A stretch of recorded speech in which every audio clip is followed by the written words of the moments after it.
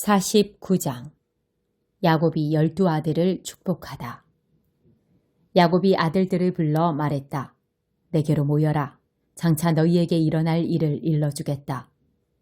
야곱의 아들들아, 다 함께 와서 들어라. 너희 아버지 이스라엘의 말을 들어라. 르우벤, 너는 내 맏아들, 나의 힘, 내 사내다움의 첫 번째 증거.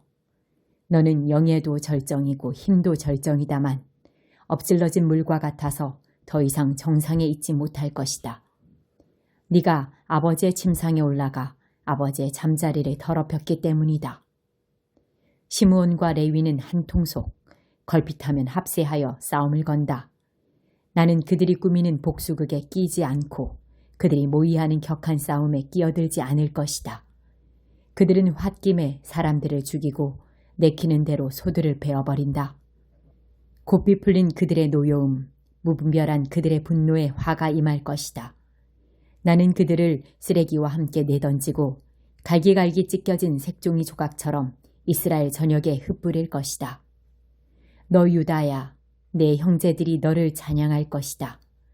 내 손가락이 내 원수들의 목을 누르고 내 형제들이 네게 경의를 표할 것이다. 유다, 너는 젊은 사자다. 내 아들아, 너는 짐승을 잡아먹고 힘차게 보금자리로 돌아올 것이다. 백수의 왕 사자처럼 웅크린 그를 보라. 누가 감히 끼어들어 그를 방해하랴. 왕권이 유다에게서 떠나지 않을 것이다.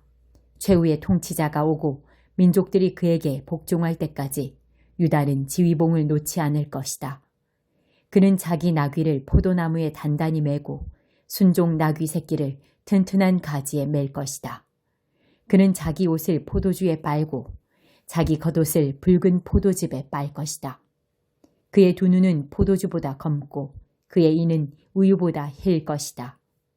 스불론은 바닷가에 자리 잡고 살며 배들의 안전한 항구가 되고 영토는 시돈과 맞닿은 곳까지 이를 것이다. 이사갈은 가축우리 사이에 웅크린 튼튼한 나귀다.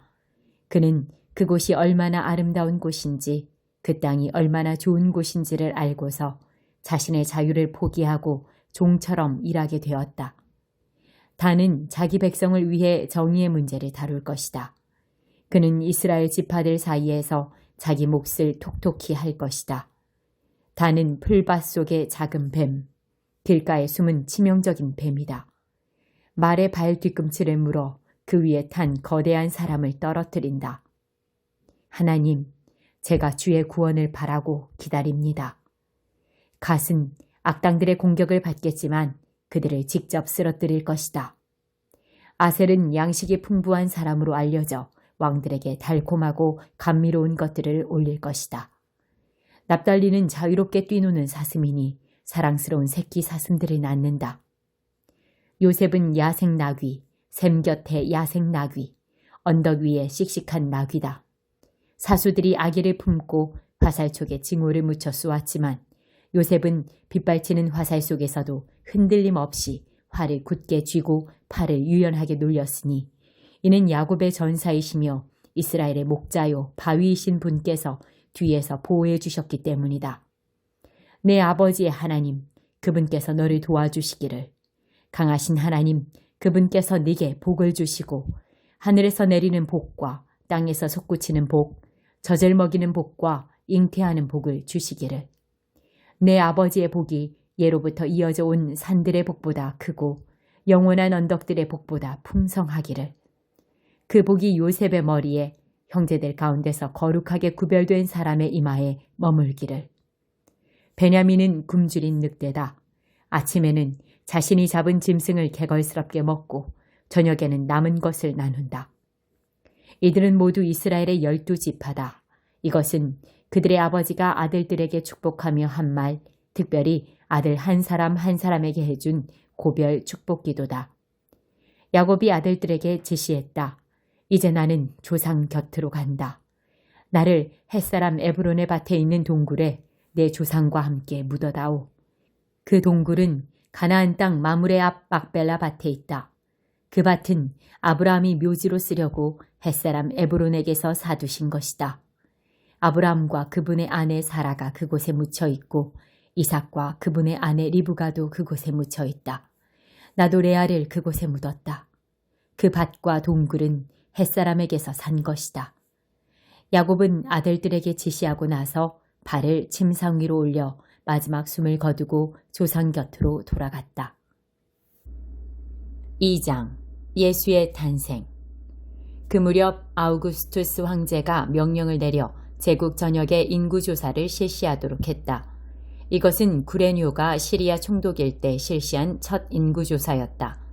모든 사람이 자기 조상의 고향으로 가서 조사를 받아야 했다. 요셉도 인구조사를 받으러 갈릴리 나사렛 마을에서 다윗의 동네인 유대 베들레헴으로 올라갔다. 그는 다윗의 자손이었으므로 그곳으로 가야 했다. 요셉은 약혼녀 마리아와 함께 갔는데 그녀는 임신 중이었다. 그들이 거기 머무는 동안 출산할 때가 되었다. 마리아는 첫 아들을 낳았다. 여관에 방이 없어서 그녀는 아기를 포대기에 싸서 구유에 뉘었다. 목자들이 예수 탄생의 소식을 듣다. 근처 들에서 목자들이 밤을 새며 양떼를 지키고 있었다. 그때 갑자기 하나님의 천사가 그들 가운데 서고 하나님의 영광이 그들 주위를 두루 비추었다. 목자들은 두려워 떨었다. 천사가 말했다. 두려워 마라. 내가 여기 온 것은 온 세상 모든 사람을 위한 놀랍고 기쁜 사건을 알려주기 위해서다. 방금 다윗의 동네에 구주가 나셨으니 그는 메시아요 주님이시다. 너희는 가서 포대기에 싸여 구유에 뉘어있는 아기를 찾아라. 어느새 어마어마한 천사 합창대가 나타나서 그 천사와 더불어 하나님을 찬양했다. 높은 하늘에서는 하나님께 영광, 땅에서는 그분을 기쁘시게 하는 모든 사람에게 평화. 천사 합창대가 하늘로 물러가자 목자들이 서로 의논했다. 어서 베들레헴으로 가서 하나님이 우리에게 계시해 주신 것을 우리 눈으로 직접 보자. 그들은 그곳을 떠나 한다름에 달려가서 마리아와 요셉과 구유에 누워있는 아기를 찾아냈다. 목자들은 두 눈으로 직접 보고 믿었다. 그들은 만나는 모든 사람에게 천사들이 그 아기에게 대해 해준 말을 전했다. 목자들의 이야기를 들은 사람들은 모두 깊은 감동을 받았다. 마리아는 이 모든 것을 마음 깊이 간직해 두었다. 목자들은 보고 들은 모든 것으로 인해 하나님께 영광과 찬송을 돌려드리며 벅찬 가슴으로 돌아갔다. 정확히 자기들이 들은 그대로 되었던 것이다. 아기 예수의 정결 예식. 여드레째에 할례를 행할 날이 되어 아기의 이름을 예수라고 지었다. 이는 아기가 잉태되기 전에 천사가 전해준 이름이었다. 모세의 규정에 따라 정결 예식을 치를 날이 되자 마리아와 요셉은 아기를 데리고 예루살렘으로 올라갔다. 어머니의 태에서 처음 난 남자는 누구나 하나님께 거룩한 제물이 되어야 한다고 규정한 하나님의 율법에 따라 아기를 하나님께 바치려는 것이었다. 또한 하나님의 율법에 정한 대로 산비둘기 한 쌍이나 잿비둘기 새끼 2마리를 희생 제물로 드리려는 것이었다. 당시 예루살렘에 시므온이라는 사람이 있었는데 그는 이스라엘이 구원받기를 바라고 기도하며 살아온 선한 사람이었다. 성령께서 그 사람 위에 머물러 계셨다. 일찍이 성령께서 그가 죽기 전에 하나님의 메시아를 볼 것이라고 그에게 일러주셨다. 시므온은 성령께 이끌려 성전으로 들어갔다. 마침 아기 예수의 부모가 율법에 규정한 예식을 행하려고 아기를 데려왔다. 시므온은 아기를 품에 안고 하나님을 찬양했다. 하나님, 이제 이 종을 놓아주시되 약속하신 대로 저를 평안히 놓아주셨습니다. 제 눈으로 주님의 구원을 보았고 모든 사람이 볼 수 있도록 밝히 드러났습니다.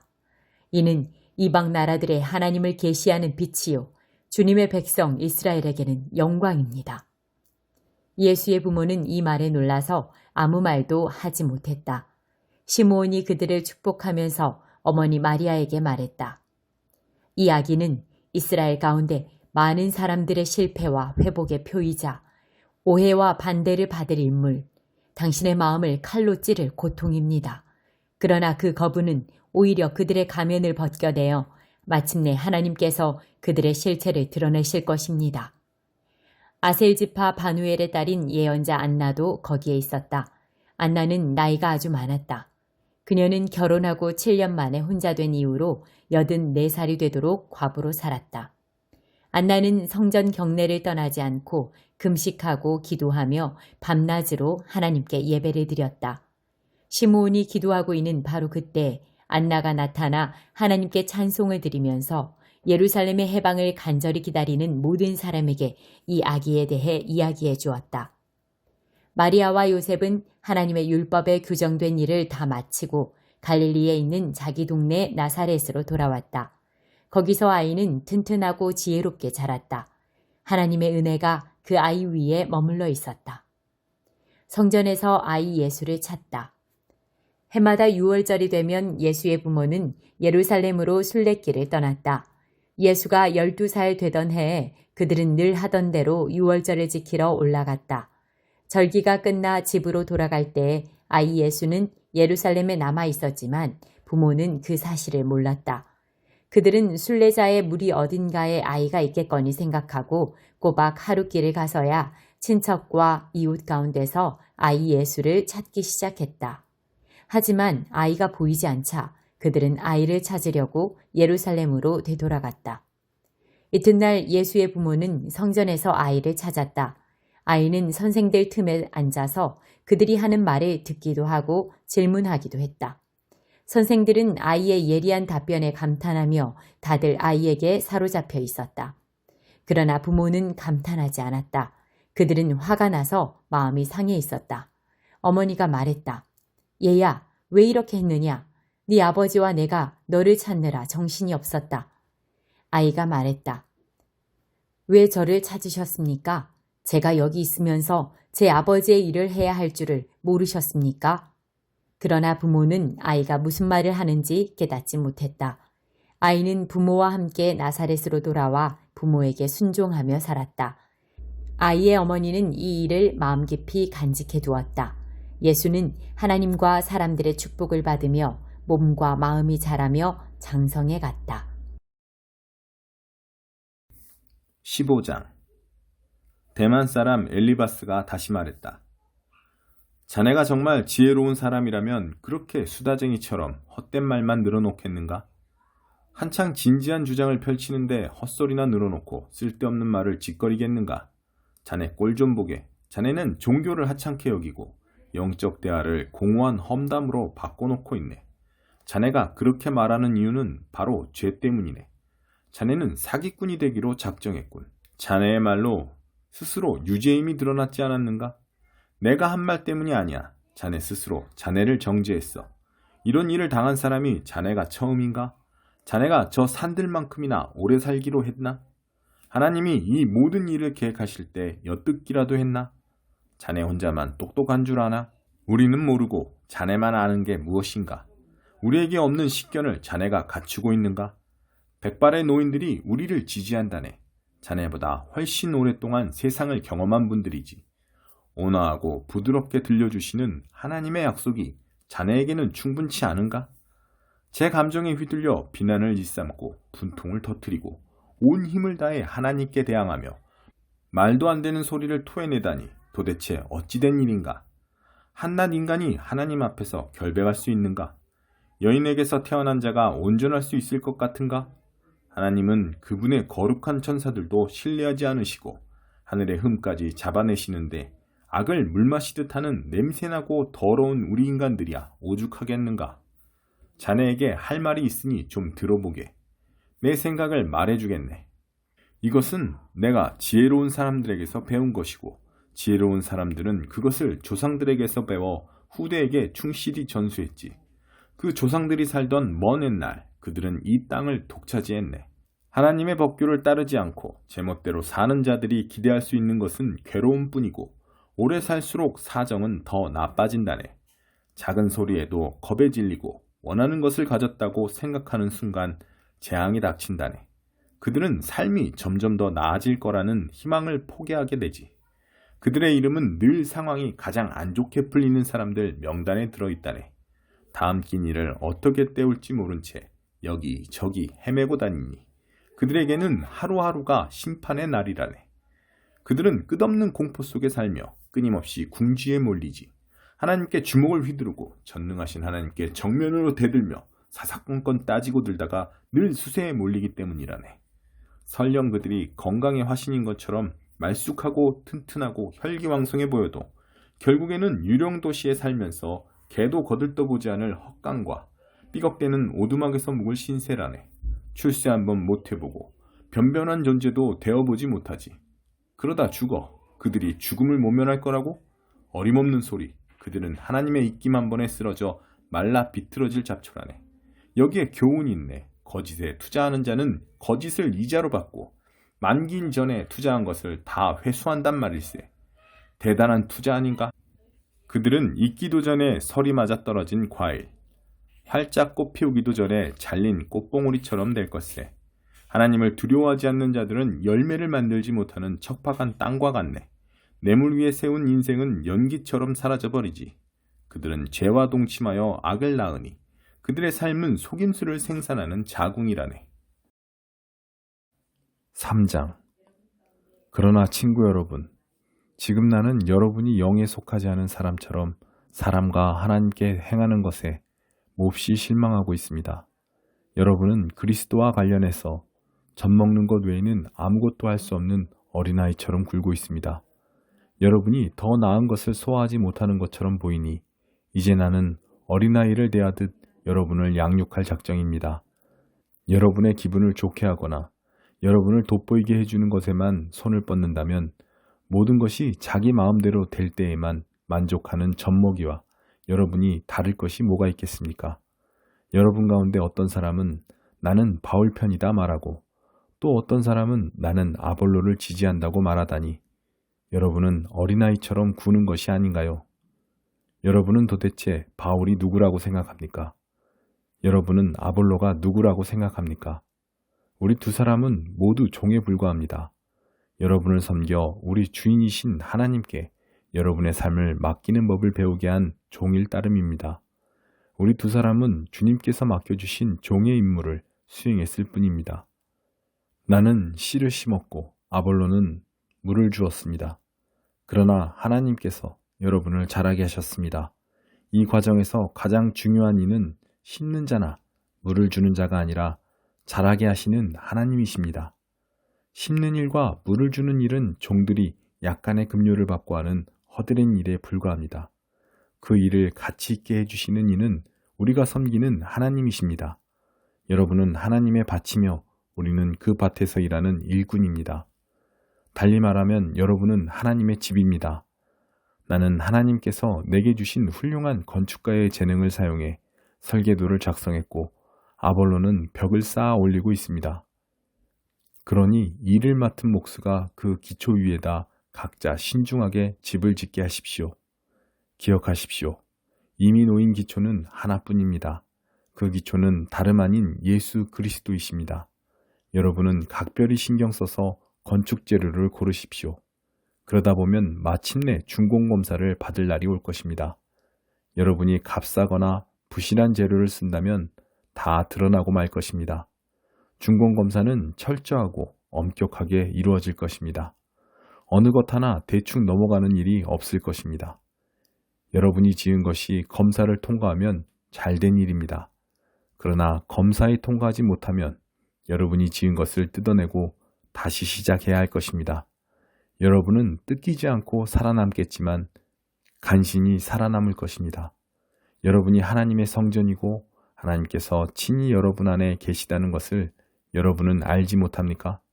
여러분도 알다시피 성전을 파괴한 사람은 누구도 검사를 통과할 수 없습니다. 하나님의 성전은 거룩합니다. 여러분이 그 성전임을 잊지 마십시오. 여러분 자신을 속이지 마십시오. 시대의 최신 유행을 따르는 것으로 지혜로운 사람이 될 수 있다고 생각하지 마십시오. 하나님의 바보가 되십시오. 그것만이 참된 지혜에 이르는 길입니다. 이 세상이 영리하다고 하는 것을 하나님은 어리석다고 하십니다. 성경에 이렇게 기록되었습니다. 그분은 똑똑한 자들의 얕은 꾀를 폭로하신다. 주님은 모든 것을 안다고 하는 자들의 연막을 꿰뚫어 보신다. 나는 여러분이 자기 자신을 자랑하거나 다른 누군가를 자랑하는 것을 조금도 듣고 싶지 않습니다. 이미 모든 것이 여러분에게 선물로 주어졌습니다. 바울, 아볼로, 베드로, 세상, 생명, 죽음, 현재, 미래. 이 모든 것이 여러분의 것입니다. 여러분은 하나님과 하나이신 그리스도와 하나가 되는 특권을 받았습니다.